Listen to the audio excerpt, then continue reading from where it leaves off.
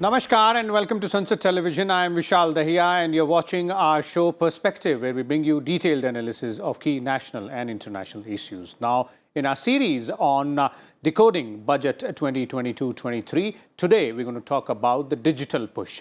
The Ministry of Electronics and Information Technology outlay for Digital India program in the budget for 2022-23 has jumped approximately 67.13%. This year, the allocation for this program is 10,676 crores, up from 6,388 crores last year. In a budget speech, the Finance Minister also proposed to introduce Digital Rupee based on blockchain and other technologies, which will be issued by the Reserve Bank of India. Aiming to ensure that the benefits of digital banking reach everyone in a consumer-friendly manner, the government also plans to set up 75 digital banking units, that is DBUs, in 75 districts of the country by scheduled commercial banks. A digital university will also be set up in India to provide access to students across the country for world-class quality education at their doorstep amid academic disruption caused by the COVID pandemic. Now, the government will also conduct required spectrum auctions in 2022 to facilitate the rollout of 5G mobile services by private telecom providers during the next financial year. We'll look at all these aspects from the budget when we're talking about the digital push, and also try and understand as to what is the road ahead and in terms of the continuity of the focus on digitization as far as the budgets are concerned or the public policy is concerned. And for more on this, we're joined by a distinguished panel of experts. Let me first introduce them to you, beginning with Mr. Abhishek Singh is joining us. He's the CEO of MyGov India. And we also have with us Mr. Dinesh Tyagi, MD, CSC E-Governance Services India Limited. We also have Dr. Ajay Datta, Co-Chair, ICT and Digital Economy Committee with FICCI. Welcome all of you, gentlemen, to Sansad Television. Let me begin with you, Mr. Abhishek, and let's start by taking an overview of what the budget says when we're talking about the digital push, and also what sort of connectivity linkages do you see when we look at the previous budgets as well, because the digital theme has been the central theme in most of the policies of the government. Yeah, thank you, Vishal. And I agree with you 100% that this is an all-in-all digital budget. In fact, to a small point, which I noticed that the word digital came in the budget 35 times. So the theme of the budget has been digital.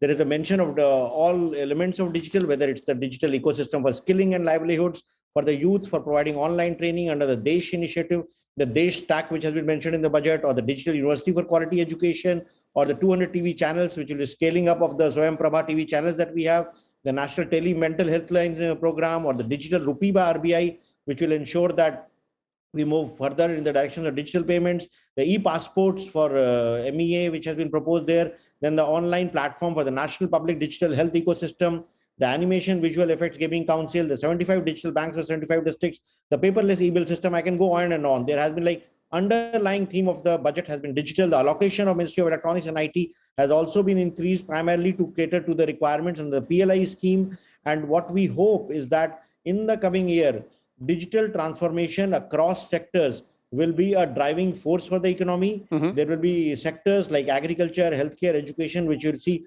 more digital adoption. The growth rate that we have been seeing in the digital world has been like exceeding 22% on a year-to-year basis, which is further going to move up, and this will drive the overall economy. Okay. So the indications of the budget are very positive, and I'm sure with the efforts of all, with the government, with the industry, and with our tech entrepreneurs and the startup ecosystem, we will be able to take India onto a path of digital adoption and to the dream of the $1 trillion digital economy. Okay. Those details clearly sum up the way the focus has been on the digital aspect when we're talking about the budget. Mr. Tyagi, I'd like to bring you in here. And, one aspect specifically, of course, we would like to listen from you as well, the overall view, but specifically on the customer-centric, aspects, when we're talking about the 75 DBUs being put in place, more focus on digital payment plan as well. All these obviously are part of that, overall plan, wherein the idea is to ensure that the beneficiary of this entire digital plan ultimately is the end user.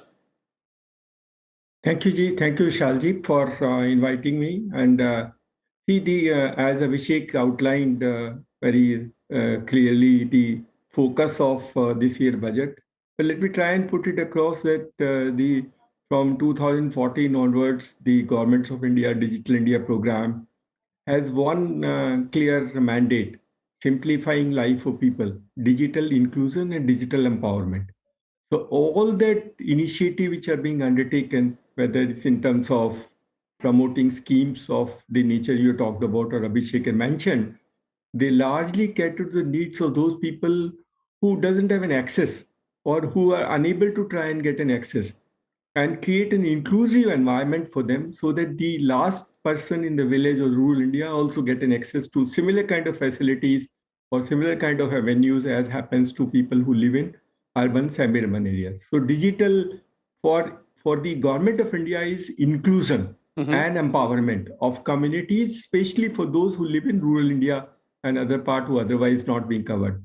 As you mentioned about 75 digital banking unit, I think it's a great initiative, and one must appreciate the amount of work which has been done. Some of the other programs like Aadhaar enabled payment system have made inroads, have made significant inroads in creating access to financial services for people who live in remote areas. See, after the independence, after more than 70 years of independence in India, we still have about close to 60,000 rural branches, and we have 650,000 villages and about 254,000 panchayats.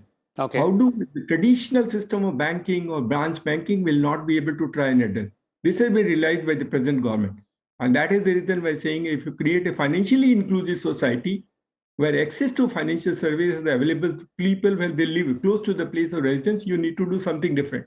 And that's what they're doing it. Okay. The digital branches in districts, 75 districts, is a great initiative which will finally leapfrog from the way which you have been doing in Aadhaar enabled payment system and other system which has been designed, or UPI for that matter, has been great. But I think the digital branches of commercial banks in 75 areas will redefine the way the financial services are delivered to people across the country. That's a great initiative. Okay. So clearly, that is walking that extra mile to ensure that the communities are empowered, the individuals are empowered when we're talking about the digital push. Dr. Ajay, we would like to hear from you the industry perspective on the digital aspect of this budget. And as both Mr. Abhishek and Mr. Tyagi were pointing out, that there seems to be a lot of digital footprint in this particular budget. One, of course, the continuity from the previous budgets, and two, in terms of what exactly has been planned and talked about and the way it will be implemented on the ground. How do you see the road ahead? I think this budget was a path-breaking budget. And let me count 4 pillars in this budget. One is about the 5G. We cannot imagine what 5G can do to the country, because you are looking for speed in Gbps, not Mbps anymore.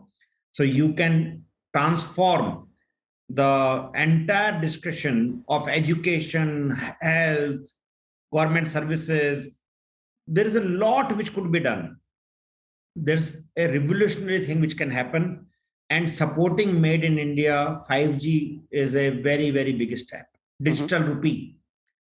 This is another huge step. It clears the myth that is crypto is going to work or not, how it is going to work, what is valid or not valid. This is a huge issue because money is being saved of the falling investors. People are looking for new technologies, and that is a very powerful message which has gone into the IT sector and the industry at large and the end user investor at large. Is a huge thing which has happened.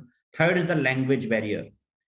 We like it or not, India is 88% non-English, 88%, as per 2011 census. Let us assume 2-3% must have changed in last 10 years. But we are largely a non-English country. Our PM's vision to bring every citizen on board or the internet ride is a huge step by breaking the language barrier and bringing people online in their own regional language, and bringing regional language in schools, bringing regional universities, digital universities. All those steps are solving a bigger problem. And that biggest problem is bridging the divide between rich and poor. And let me tell you why. Because this is the biggest problem we have been talking since decades now. The moment information is in your hand, the moment power of internet is in your hand, which is no more a ownership of the richest man. This information is now in the A, B, C, D class of the people. I call it Aya, Bhai, Chaukidar, driver. They get that information as good as Abhishek ji, Dinesh ji, and Ajay Tata gets it at the same speed, at the same space. And that's what the opportunity is. Imagine I have an information, I have a digital rupee, I can log in on mobile with my own language, and I can do the similar transaction what Mr. Data or Abhishek ji and Dinesh ji could do in English. Now, this is the real empowerment. And I see this is the holistic approach. If this transforms into the reality, and with the helm of affairs, with the team which is in place, I think we are moving in a very direct direction. Okay. I'll take 2 points from there, which you mentioned, Dr. Data, and I'd like to bring in both Abhishek ji and Mr. Tyagi. I'll come to you first, Abhishek ji. In terms of, the 5G technology, that is one. Second is, of course, when we're talking about the digital rupee or, the overall domain of cryptocurrencies or digital currencies out there. So how do you think things will move from here onwards? Because in this financial year, that is 2022-23, the government is looking forward to auction the spectrum for 5G. That, as Dr. Data is pointing out, it's going to obviously have a transformative effect. 5G would mean a lot for enabling of services. And availability of 5G will mean we will have digital services which we have not thought about it so far. It will bring in efficiencies in the economy. It will bring in new paradigm when we look at digital services. When information and data will be generated, then we using that data and using the compute power which is available today, there will be a whole lot of services based on artificial intelligence and IoT which will be developed. The whole realm of AR, VR will be opened up, and the metaverse that we are talking of, this will change the way we look at it. And I look at this transformation similar to the transformation that happened from when we moved from the web to the mobile. Today, we realize that almost 90% of the internet traffic in India happens to the mobile phone. The changes of 5G and the metaverse world that we are seeing to be coming in will transform this from the mobile handset experience to a metaverse experience. That will require redesigning of all systems, all digital systems, all interfaces that we have. And that will create a lot of opportunities for Indian IT companies, as also a value for Indian tech entrepreneurs. So there is a huge opportunity that lies ahead. The sooner we roll out 5G, the sooner we jump into this whole area and provide these services, not only to India, but to the world over, we will benefit greatly. Okay, and what about the digital currency aspect, Mr. Singh? That also seemingly is going to change a lot of things. The digital currency will bring in more efficiency. As we have seen that there's been a lot of talk about cryptos and whether it's a legal tender in India or not, but RBI and the finance ministry has made it very clear that crypto as of now will only be recognized as an asset class, and that transactions in crypto will also be taxed at 30%. But as long as a sovereign fiat currency is concerned, the nearest equivalent of Indian rupee, as we know, will be the digital rupee, which will be issued by the Reserve Bank of India on a blockchain-based platform. And that would ensure that fund transfers, that will ensure that financial transactions become more open, more transparent, more efficient, and will also help in eliminating a lot of bottlenecks that is there in the gray economy at the moment. And it will give us all the benefits of a crypto kind of blockchain-based currency, and without the risks that are associated with a truly cryptocurrency as we know of. Okay. Mr. Tyagi, your views there on these two aspects, the 5G and the digital currency, because these two are seemingly going to be the most important and, aspects which are going to be looked up to in the next financial year. For the entire digital program, internet is one of the main ingredients, and good quality, high speed, reliable, low cost internet is an essence of a successful digital movement as we do this. Today is being provided. 5G will definitely going to add huge value propositions. Besides the 5G, the government of India's program of taking optical fiber to every village all the 650,000 is a great initiative. I think that will transform. And once the optical fiber is there, you can use it for whatever purpose, 5G or whatever purpose you want to do it. With somewhat infrastructure support to the service provider, they should be able to roll out any of the technologies which are required in order to provide good quality education. But I think the rollout of 5G will also transform the way we look at our problems and issues. Look at the problem of doctors in rural India. You just can't create doctors. And even if you have good doctors, they may be unwilling to go to rural India. How does you serve and provide the medical services to rural India?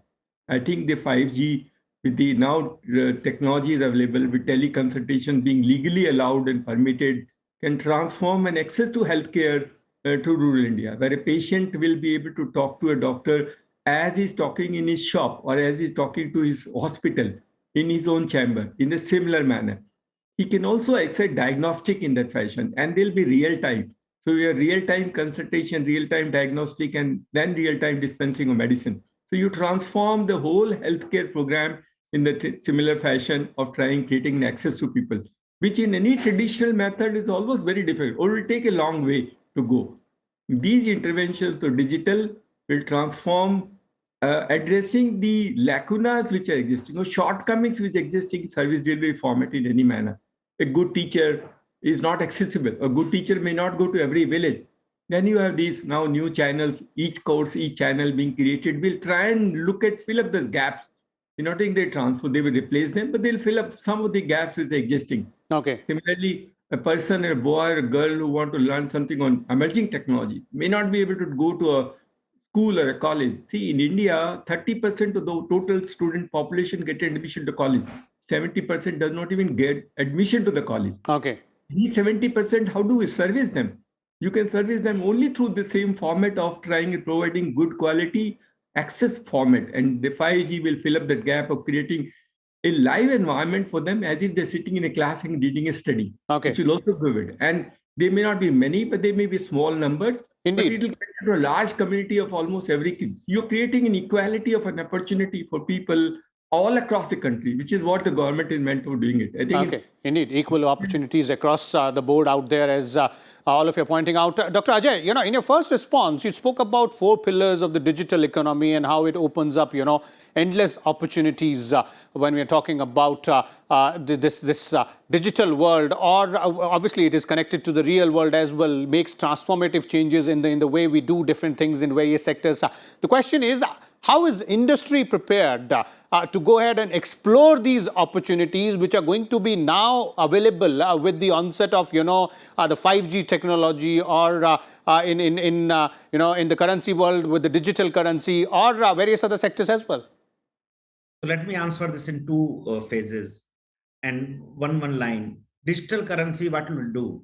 So note it down from 7th February 2032. 80 to 90% physical currency will be over of this country. Please write it down. आज लिख लीजिए 10 साल बाद 80 से 90% physical currency गायब होगी. ये impact होगा इस कंट्री में डिजिटल करेंसी का, डिजिटल रूपी का. ये हम सब देखेंगे, बहुत दूर नहीं है समय. 5G का क्या होगा? 5G में ये होगा, अभी हम जूम पे बात कर रहे हैं, आपके सामने होलोग्राम पे हम सब लोग बैठे हुए होंगे लाइक ए वर्चुअल रूम, और आपको लगेगा हम सब सामने बैठे हैं, हम सब लोगों के सामने होगा. This will be also visible, physically available. ये transformative changes होंगे. AR VR का अभिषेक जी ने बोला है, this will also transform the way. There are technologies which are not available today. You cannot visualize them. But I am in a tech industry. I can tell you that the things which are going to happen after 5G is unimaginable today. And let me tell you, unimaginability of the internet. जब मैं internet लेकर आया था राजस्थान में 1999 में, अभिषेक जी, 1 करोड़ रुपए की 2 MB lease line आती थी एक खरीदने में. तो बेचते कितने की थे वो सोचिए आप. आज हम 60,000 रुपए में 2 MB खरीदते हैं. जो 1 करोड़ रुपए की चीज थी वो 60,000 रुपए की है. It's is it imaginable? Could somebody think?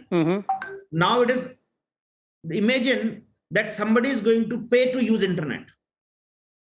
This time is not going to be very far. Okay. The things will change very, very fast, very thing. And the opportunities which you're talking about. Let me bring you two things which this budget has given. E-health, health card for every citizen. Imagine the amount which will go, imagine the infrastructure which is required, imagine the infrastructure which is required, and it is an stack which I spread and the team is working together. Another thing, e-passport. Imagine, and obviously these things are not going to be done by Abhishekji's office. This is the industry which is going to participate there, right? Industry is going to take, every passport office will issue e-passports. Imagine how many cards are going to be issued and the cost it is going to save for the country in future run. Okay. So it's an unimaginable impact which you can imagine. They are very far-fetching. They may not be visible today in this month, but they're going to have a long-lasting impact. Okay. Okay. Mr. Abhishek, one last question to you. And the other side of this question, which I put to Dr. Ajay here, the government has made its intentions pretty much clear in the budget, like it did in the last few budgets as well, vis-a-vis the digital economy or, the path to digital economy as well. And this time around, we see a lot of, new initiatives being talked about, new steps being talked about, all three of you mentioned there. Now, the question is, what are the expectations from the industry? Because, of course, both the industry and the government will have to go hand in hand with this. Neither of them can do it on their own.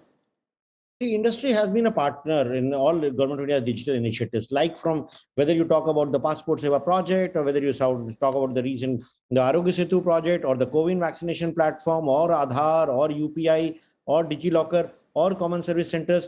Every Digital India project has been done in partnership with industry, hand in hand, and very often taking due advice, and learning from the experience of the Indian tech industry.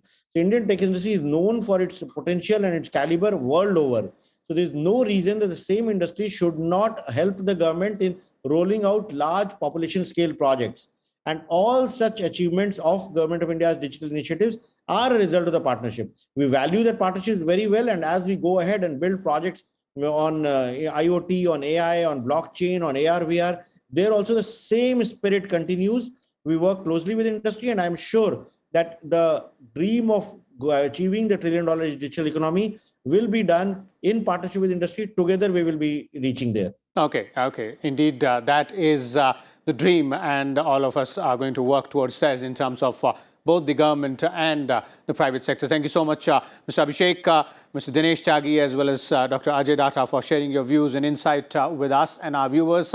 As our experts were pointing out, clearly, this budget has a lot of digital footprint in terms of the renewed focus on the digital push or the digital economy, various aspects of it, not only the ones which have been talked about in the previous budgets, but new aspects and new frontiers being explored in terms of 5G technology and also the Digital Rupee. We'll keep a close watch on all the developments in this particular sector, and we'll come back again with a different topic. Till then, keep watching Sansad Television. Thank you.